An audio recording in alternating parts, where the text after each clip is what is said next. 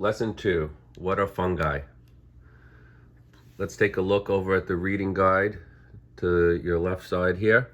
The essential questions are, what are the different types of fungi and how do they compare? Why are fungi important? And what are lichens? The vocabulary are hyphae, mycelium, basidium, ascus, zygosporangia, mycorrhizae, and lichen. Okay, you see this really cool picture here. It looks like smoke coming out. Please make sure you read the box down here, the inquiry box, what up in smoke. And starting with the lesson here, what are fungi? You see this beautiful diagram here. Make sure that you read it. The diagram is labeled, showing you the hyphae, the fruiting body. Anytime you hear the word fruit or fruiting, you think of reproduction. And mycelium down here in the ground. Okay, please make sure every time you read that you closely examine the diagrams and make sure you read what is happening underneath. Okay, you're going to learn that fungi are heterotrophs, and remember, a heterotroph is an organism that cannot make their own food. They have to get their nutrients from another source, and in this case fungi act as decomposers, meaning they break down organisms that are already dead. And hopefully over the weekend you were able to find lots of different types of fungus, and perhaps many of them are on logs or other things that are rotting. All right, let's turn the page, going to 278, and the title of this subsection is Types of Fungi. And the 4 types of fungi are club fungi, sac fungi, zygote fungi, and if we go ahead for a second, we can see the 4th type is imperfect fungi. Let's go back. The main difference between the different types of fungi are how they reproduce, okay? And fungi can reproduce sexually and asexually.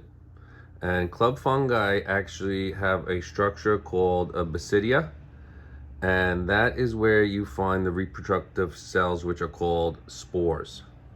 Please make sure you look at the diagram down here, and you can actually see the basidium and the basidiospores. Moving on to sac fungi, the reproductive structure that holds the spores is known as the ascus, and that is found in all sac fungi, and the most famous sac fungi is yeast, which a few of you found this weekend in your search for fungus. The zygote fungi you recognize when you see bread mold. Okay, hopefully you don't see that much, and if you do, you get rid of it right away, but they look really cool and beautiful underneath the microscope. The zygosporangia is the place where the spores are released from. So that's once again, that's the main difference between the different types of fungi. The last type is imperfect fungi. And it begins with the interesting sentence or question, how are itchy feet and blue cheese connected? You're gonna have to read to find out. Imperfect fungi are named because scientists have not observed a sexual reproductive stage. So any fungi that fits that category is considered imperfect. All right, fungi are important for lots of reasons. One of them is because of food and medicine that people utilize.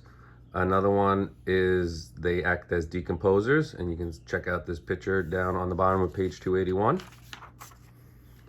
And really cool thing that fungi do that's also important is that they grow in this relationship with plant roots, and they form a structure called mycorrhizae.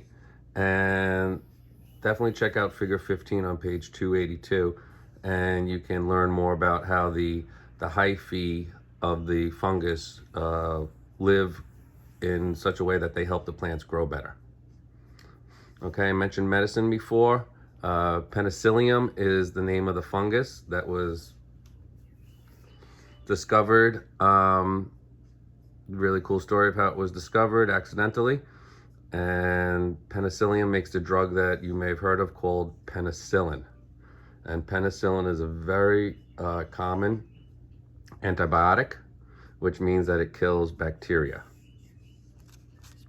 Please make sure you read the last paragraph here on page 283, where it talks about how antibiotics are not as effective these days. And the last is lichen, and lichen is a symbiotic relationship where the fungus grows with a photosynthetic organism. Okay, and these are really important because they help to break down rocks, and they help to form soil. So you can read about that here and learn about what those photosynthetic organisms actually are. Okay, make sure you check out the picture down here on the bottom, which explains the relationship between the two. There's a visual summary here on page 285, some questions, some things to think about, and as always, there's a lab here for you to look at if you so choose. And then there's another key concept summary here. Lesson 1 was Protista. Lesson 2 is fungi. All right, if you go on, there's also more questions to help you review before we get into plant diversity. Thank you very much and have a great day.